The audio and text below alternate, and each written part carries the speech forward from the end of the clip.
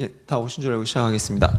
예, 오늘 제 구조 삼위일체 교리의 성경적 증거고요. 본문 되게 길죠. 예. 여기 이제 중간중간 성경 구절도 좀 적혀 있는 게 있고 그 구절 자체도 좀 긴 편이라 일단은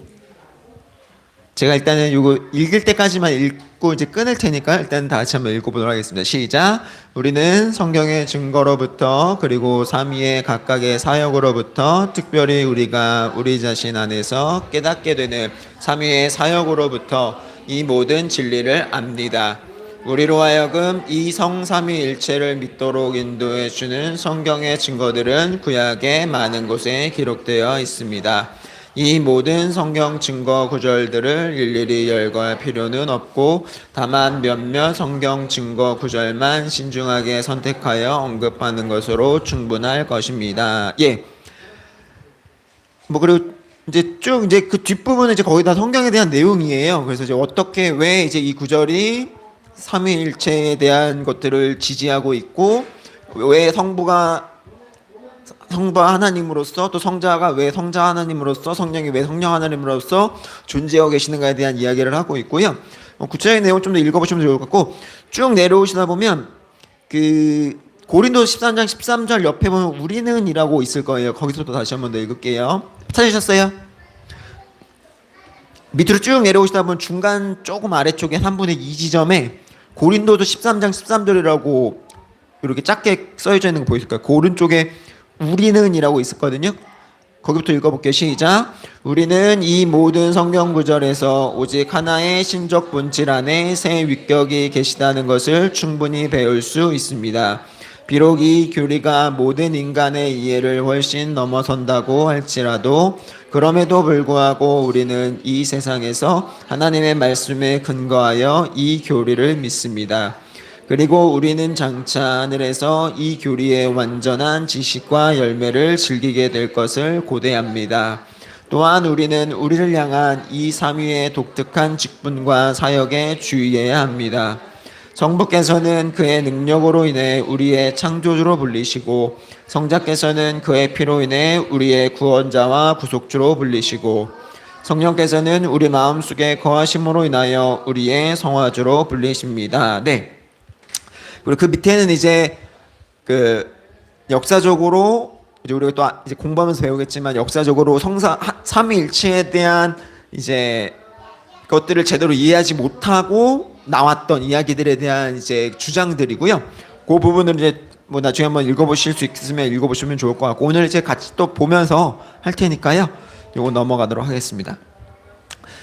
자, 이제 지난주에 우리가 배웠던 삼위일체 기억나시나요? 예.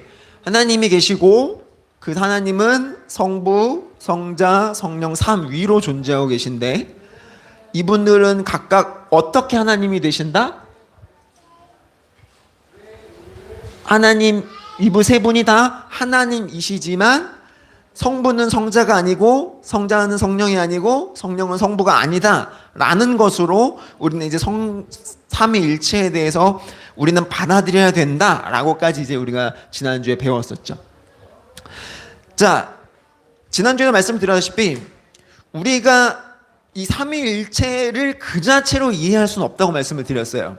그래서 이제 지난주에 제가 이번 주에 어떻게 말씀드리냐고 했냐면 이거에 대한 반증법으로 어떻게 하나님을 잘못 이해했는가를 우리가 배우면서 잘못 이해를 한 것에 대해서 우리는 어떤 식으로 반박할 수 있고 어떤 식으로 성삼위일체를 다시 한 번 더 재조명할 수 있느냐라고 여러분들에게 말씀을 드렸어요. 그래서 이제 하나님에 대한 오해로서 이제 우리가 두 가지에 대해서 생각을 해볼 건데 참 이게 저도 깜짝 놀랐는데 오늘 목사님 설교 시간에 두 가지에 대해 이야기를 하셨죠? 이원론과 육문론에 대해 이야기를 하셨어요. 오늘 그 얘기를 하실 줄 전 전혀 몰랐어요. 근데 이제 오늘 우연찮게 오늘 이제 저희도 이 이원론과 육문론에 대해서 좀 더 구체적으로 배우게 될 텐데 어렵지는 않아요. 근데 이게 그 기원전부터 이제 고대 헬라 때부터 이어져 온 서양의 철학이고 이게 지금까지도 이어져 있는 철학이기 때문에 여러분들이 기본 상식으로도 알아주는 게 좋을 내용이시라 이 부분에 대해서 이제 언급하면서 좀 배워보도록 하겠습니다. 그래서 이원론, 이제 듀얼리즘이라고 하는데 뭐냐면 이제 이 우리가 보는 물질적으로 볼 수 있는 세계와 물질적으로 볼 수 없는 세계를 나눠 버린 거예요. 예.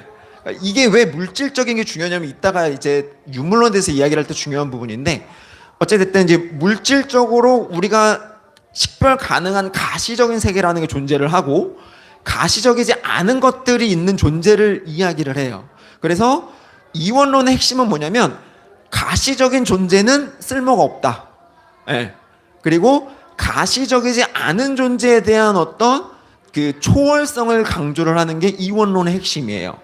그래서 이 이원론으로 들어가면서부터 문제시 되는 건 이제 성육신에 대한 부분인데 이제 그거에 대해서 좀 말씀을 드릴게요. 그래서 이 아리우스라는 사람이 이제 이 고대 헬라의 이 이원론의 영향을 많이 받은 사람인데 그러면서 이 영지주의적인 개념으로 이 성삼위일체를 이해를 하려다 하다 보니까 이제 비슷한 건데 양자론과 종소론에 대한 이야기를 해요. 그래서 양자론이라는 게 뭐냐면 성부 하나님께서 성자 하나님을 양자로 입양했다라는 거예요.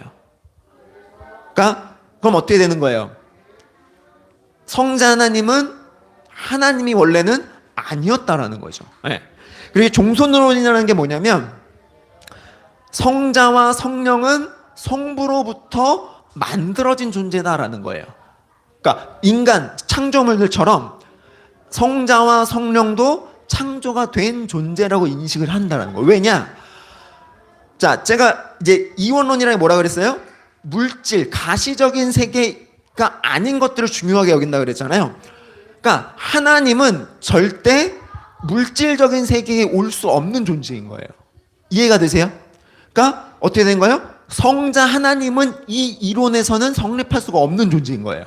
성립돼서는 안 되는 존재인 거죠. 왜냐하면 물질적인 세계, 가시적인 세계는 쓸모없고 악하고 더러운 이제 개념이기 때문에 여기에는 신이 존재할 수가 없다라는 거예요. 그러니까 성자 하나님이 성육시켜지겠다라는 이 개념 자체가 성립되면 안 되는 거죠. 이 이원론에서는. 그러니까 성부 하나님만이 진짜 하나님이시고 성자 하나님은 특별한 인간으로 이 땅에 태어나셨는데 마리아, 성모 마리아를 통해서 특별한 인간으로 태어나셨는데 굉장히 특별하게 태어나서 죄가 없는 존재였고 그래서 하나님께서 성자 하나님을 양자로 택하셔서 그 성자 하나님을 이제 죽이심으로 말미암아 이제 구원하셨다 이런 식의 개념인 거예요. 이 아리우스가 이야기를 하는 건. 그래서 이 아리우스 주의자들이 이제 이야기하는 바는 끊임없이 성자의 신성에 대해, 그러니까 성자가 하나님이라고 결국은 인정하지 않아요. 왜냐하면 성자가 이제 육신을 입고 이 땅에 오셨기 때문에 그냥 성자는 하나님의 어떤 도구로 사용되었을 뿐이지 성자가 하나님이다라는 생각을 하지 않는 거예요. 자, 근데 우리는 어때요? 성자 하나님으로서 이 땅에 오지 않으시면 어떻게 되는 거예요? 구원이 완성이 될 수가 없는 거죠. 왜냐하면 우리 이제 개혁주의를 표방하는 우리 교회에서 성자 하나님의 성육신은 어떤 거예요? 완전한 인성과 완전한 신성으로 이 땅 가운데 오셔서 완전한 인성으로서 인간을 대신하여서 인간이 지은 죄에 대해서 어떻게 하신 거예요? 대속 제물로 그분이 죽으셨던 것이고, 그렇죠? 그분이 완전한 신성을 가지심으로 말미암아 그 죽음 가운데에서 그 죽음의 권세를 이기시고 승리하셔서 구원을 완성하게 되는 것이 바로 예수 그리스도의 구원의 핵심이란 말이에요. 그러니까 신성과 인성 그 어느 것 하나도 포기할 수가 없다라는 거죠. 그런데 예수 그리스도의 인성이 이제 중요하지 않게 여겨지면 어떻게 되는 거예요? 우리의 구원의 한 축이 무너져 버리는 거예요. 그러면 우리 구원이 당연히 없는 게 되어버리는 거예요. 그러니까 예수 그리스도의 이 인성이라는 게 왜 중요한지 여러분들이 잘 이해를 하셔야 돼요. 그래서 이제 이 아리우스가 주장하는 이 양자론, 종소론에 대한 부분은 이제 우리는 그런 의미로서 인정할 수가 없다라는 부분이고, 자, 두 번째로 이제 또 한 사람이 있는데 사벨리우스라는 이제 그 많이 들어보셨을 거예요. 양태론, 모달리즘이라고 이야기를 하고 또 이제 무디즘이라 그래서 기분론이라고도 이야기를 하는데 뭐 지난주에 짧게 얘기를 드렸지만 한 형태가 여러 가지로 나타난다라는 의미예요. 그러니까 제가 뭐 지난주에 말씀드렸지만 아버지가 집에 있는데 직장에 가면 회사원이고, 그렇죠? 친구들 사이에서는 친구, 이런 식으로 하나의 존재인데 그냥 여러 모양으로 나타난다라고 이해를 하는 거예요. 이게 굉장히 잘못된 개념이라는 거죠. 그러니까 사빌리우스가 뭘 주장하냐면 성부와 성자와 성령이라는 건 그냥 각각의 명칭이다. 어떤 명칭이냐? 하나님이 때론 성부로 창조하실 때는 성부로 있으셨고, 성육신하실 때는 성자로 있으셨고, 또 성자가 죽으신 이후에 이제 사도시대 이후로는 성령으로서 존재하고 계시다라는 식의 주장을 하는 거예요. 이해가 되세요? 네, 이건 이해가 쉽죠. 왜냐하면 우리도 그렇게 생각할 수 있잖아요. 그러니까 이걸 왜 기분론이라고 부르냐면 하나님이 그때 기분에 따라 달라지시는 거예요. 어느 때는 성부가 되고, 어느 때는 성자가 되고, 어느 때는 성령이 되는 거예요. 그러니까 하나님, 이게 좀 이제 속된 말로 하나님이 내키시는 대로, 네. 하나님 내키시는 대로 그렇게 하나님이 왔다 갔다 하신다라는 거예요. 자, 이러면 어떤 문제가 될까요? 어떤 문제가 발생할까요? 하나님이 성부가 됐다가 또 어떤 성자가 됐다가 어떤 성령이 됐다가 어떤 문제가 생길까요? 하나님이 어느 순간에 어떤 분으로 계신지 여러분 알 수 있을까요? 모르죠, 우리는. 네. 하나님이 지금 성부이실까? 성자이실까? 성령이실까? 우리는 알 수가 없는 거예요. 여러분들이 예배를 드릴 때 어떻게 예배 드려요? 우리는 정확하게 성부, 성자, 성령의 이름으로 예배를 하잖아요. 근데 어느 순간에 성부이시거나 어느 순간에 성자이시거나 어느 순간에 성령이시면 어때요? 우리가 어디에 맞춰 예배를 드려야 되는 거예요? 알 수가 없는 거예요. 그러니까 우리는 그냥 로또 사놓고 기도하고 있는 거예요. 네. 이게 맞기를 바라면서 예배를 할 때마다. 그러니까 하나님이 성부, 성자, 성령으로서 삼위를 가지고 계시지 않으신다면 굉장히 혼란스럽고 굉장히 불안정한 신앙이 될 수밖에 없다라는 거예요. 그러니까 당연히 이런 주장도 잘못되어 있다라는 거죠. 그리고 마지막으로 삼신론이에요. 이거는 뭐 기독교의 주장이라기보다는 이제 뭐 이슬람이나 뭐 이런 이제 그 타종교의 이야기이긴 한데 삼위 삼체인 거예요. 삼위가 있고 세 개의 몸이 따로 있는 거예요. 그러니까 우리 같은 거죠, 그냥. 성부는 성자대로 계시고 성령은 성령대로 계시고 성자는 성령대로 계시고, 네. 그냥 그런 식에 있는 하나님들을 믿는다라고 주장을 하는 거예요. 그래서 이제 이게 이제 최근에 이단들이 많이 하는 거잖아요. 그러니까 성부 하나님 있고 이제 어머니 하나님 있고 뭐 이런 식으로 이제 나눠버려서, 예. 마찬가지로 하나님이 셋이면 어디 가서 예배를 하겠어요, 우리가. 예.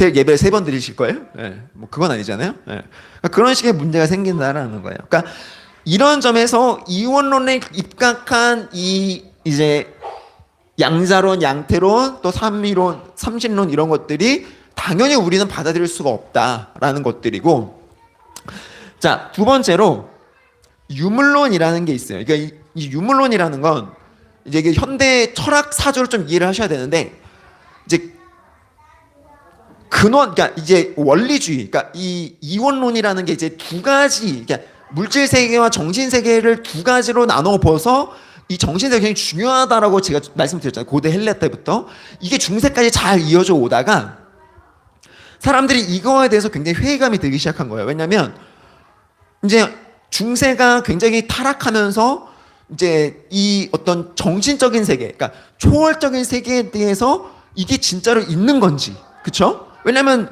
이 경험들이 사람들이 쌓이고 기록들이 쌓이면서 사람들이 이 초월적인 세계에 대해서 의문을 갖기 시작한 거예요. 그러면서 이제 그 다윈의 이제 뭐 다윈은 좀 나중에 등장이긴 하지만 이 어떤 유물론적인 사고, 유물론이 뭐냐면 유물론이라는 건 만물의 근원을 물질로 보는 거예요. 그러니까 우리가 이제 보는 이 가시적인 세계가 전부다. 예. 지금 여러분들이 보고 있는 이수적인 사람이 있으면 이수적인 사람은 그 자체로 그냥 전부다. 그 이상, 그 이후는 없다라는 거예요. 그래서 모든 정신현상, 여러분들이 사고하고 사유하고 하는 모든 것들도 인간의 물질, 그러니까 인간의 몸 안에서 발생되어지는 어떤 물질적인 작용으로 인해서 사유되어지는 어떤 생각일 뿐인 것이, 이것들이 어떤 초월적인 세계나 어떤 다른 어떤 사후 세계라는 것이 존재하지 않는다라는 주장이거든요. 그래서 이게 추후에 이제 포스트 모더니즘 이후의 시대에는 범신론으로 흘러가게 돼요. 그래서 이제 특별히 현대 유물론의 특징은 자연과학, 우리가 말하는 과학이라고 말하는 자연과학에 토대한 유물론의 본질로서 이제 모든 것들을 다 어떻게 하냐면 물질로 환원시키는 거예요. 예.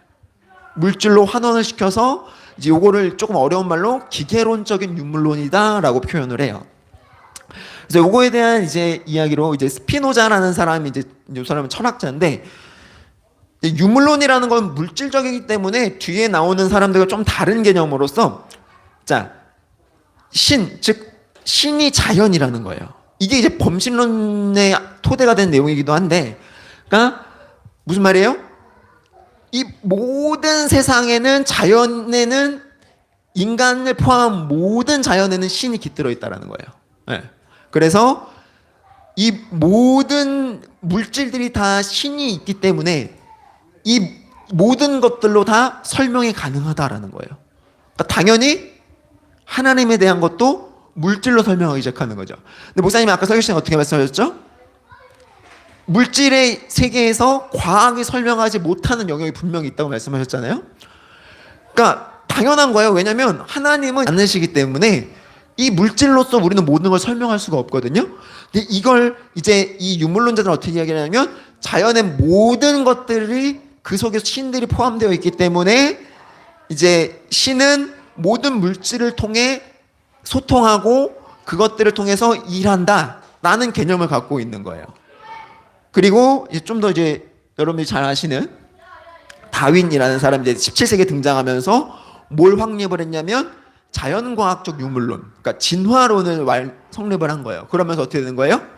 완전히 창조에 대해서 부인을 하게 되는 거죠. 창조가 부인되면 어때요? 창조에 대한 부인은 결국 하나님에 대한 부인이 되는 거잖아요. 그래서 이제 정신은 이제 신체적인 감각과 유기적으로 연결되어 있을 뿐이지 인간에게는 어떤 영혼이라는 것이 없다라고 이제 주장하기 시작하는 거예요. 영혼의 부재. 왜냐? 영혼은 설명할 수 없잖아요. 영혼이라는 걸 과학적으로 정립을 해낼 수가 없잖아요. 관찰되어지지도 않고 볼 수도 없고 실질적으로 존재하지 않는 개념이라고 이야기를 하기 때문에, 그래서 이제 정신적인 것들을 자꾸만 이제 부수적인 산물로 이야기를 하는 거죠.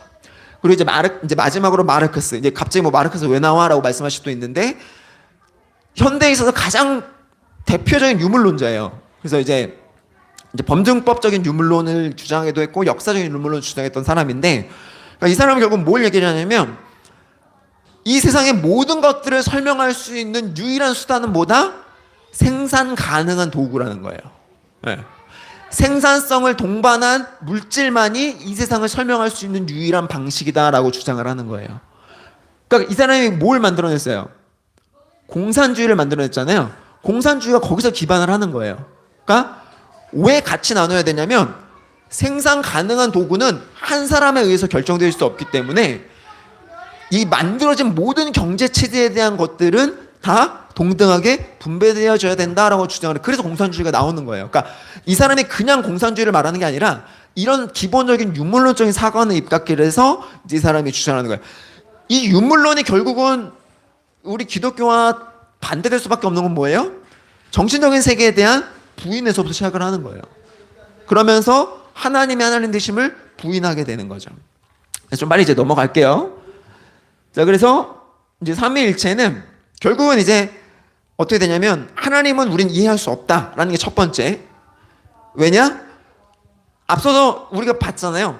이원론이든 이원론이든 유물론이든 그 어떤 것도 하나님에 대해서 명확하게 설명을 하질 않아요. 할 수가 없고. 그렇기 때문에 우리는 이 이해되어질 수 없는 하나님을 믿는다. 그리고 제가 지난주에도 말씀드렸듯이 자꾸만 우리가 삼위일체에 대해서 무언가를 구체적으로 언급하려고 하는 그 행위 자체가 이미 신성모독이다라는 거예요. 자, 그래서 우리는 그럼 삼위일체를 어떻게 대할 거냐? 우리는 삼위일체를 결국은 우리가 여러분들이 이제 자녀를 키워보면 아시겠지만 갓난아이가 아이가 부모를 인식하는 과정이 어떻죠? 갓난아이에게 다 설명하나요? 내가 너를 낳았고 어느 병원에서 어떻게 낳았고 너가 이렇게 해서 낳았기 때문에 난 너의 부모야라고 설명해서 부모가 돼요? 아니죠? 그 아이에게 전적으로 모든 걸 베풀잖아요. 그 아이가 전적으로 기댈 수 있는 존재로 인식을 하니까 부모라고 인식을 하는 거잖아요. 동일해요. 하나님께서 우리를 향해서 우리의 삶의 모든 어느 한순간도 하나님이 아니신 게 없다라는 걸 우리가 인식하게 되면 하나님의 삼위일체는 그냥 자연스럽게 받아들일 수 있다라는 거예요. 그런 개념으로 받아들이셔야 돼요. 자, 그럼 우리 삼위일체를 어떻게 접근을 할 거냐라고 했을 때, 자, 성부, 성자, 성령 하나님을 삼위로 그러면 어떻게 놓고 볼 거냐라는 거예요. 일체인 건 알겠어요. 저 세 분이 한 분이신 건 알겠는데 그럼 삼위는 어떻게 이해를 하면 좋겠냐라고 했을 때 각각의 역할은 존재한다라는 거예요. 이것도 완벽하지 않아요. 이걸 이대로 받아들이시면 안 돼요. 그냥 이런 부분으로 설명할 수 있다라고 지금 본문이 이야기를 하기 때문에 이렇게 말씀을 드리는 거예요. 자, 성부는 어떻게 돼요? 성자 하나님을 낳으셨다고 표현을 해요. 실제로 낳은 건 아니에요. 이걸 양태론으로 이해하시면 안 됩니다. 실제로 낳으신 게 아니에요.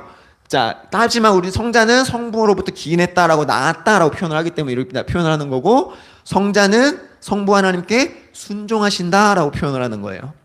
그리고 성부 하나님은 성령 하나님을 이 땅에 본질로 역사하셨죠. 그렇죠? 구약 때부터 아브라함 때도 하나님의 사자를 보내셨고, 그렇죠? 끊임없이 하나님은 성령 하나님을 통해 일을 하셨어요. 자, 성령 하나님은 어떻게 되는 거예요? 자, 하나님의 보내심을 통하여 일하셨죠. 계속해서 하나님의 일을 구약 때부터 신약 때까지 지금까지 우리를 위해서 하나님을 대신해서 일하고 계신 거예요.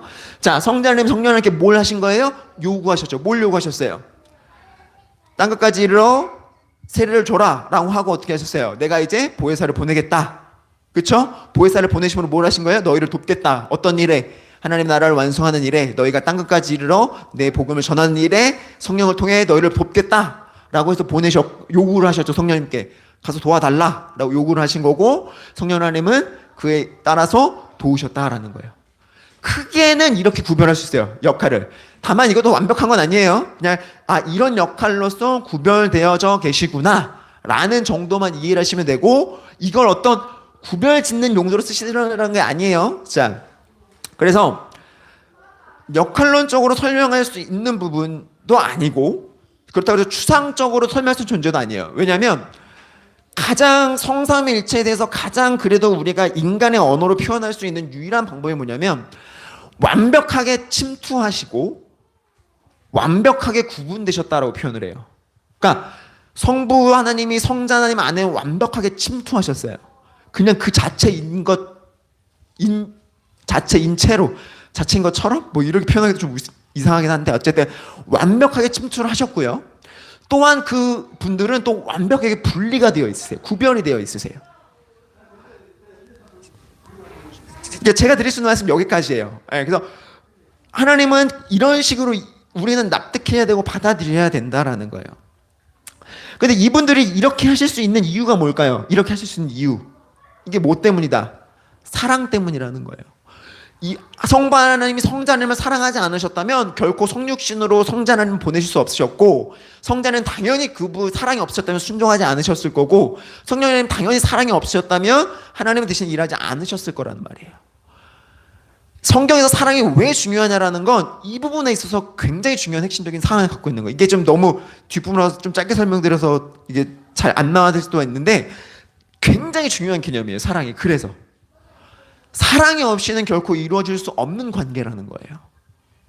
어떤 무슨 특별한 어떤 사랑이 굉장히 특별해요. 근데 어떤 우리가 알 수 없는 어떤 막 이런 어떤 개념으로서 이렇게 되는 것이 아니라 하나님은 사랑이시기 때문에 이 일을 할 수 있었던 거예요. 이게 굉장히 중요해요. 그걸 잘 받아들이셔야 돼요. 그래서 기독교의 크리스천들이 왜 사랑해야 하냐고 하냐면 사랑 없이는 결코 이 모든 것들을 이해할 수도 없고 이것들을 통해서 믿음을 가질 수도 없기 때문인 거예요. 그런 점에서 사랑이 굉장히 중요하다는 걸 여러분들이 좀 깨달으시면 좋을 것 같고, 이제 이번에 좀 아마 나중에 조금 더 이제 구체적으로 얘기할 수 있는 기회가 있을 것 같아요. 그래서 그 부분에 좀 넘어가도록 하고요. 그래서 삼위일체는 사랑이다라는 것이 굉장히 중요하다라는 거예요. 그래서 오늘 좀 길어졌는데 아무튼 그런 부분에 좀 이해하시면 좋을 것 같고요. 오늘 부분은 조금 더 여러분들이 보셔야 될 것 같아요. 본문을 좀 더 보시면서 이해를 해주셨으면 좋겠습니다. 수고하셨습니다.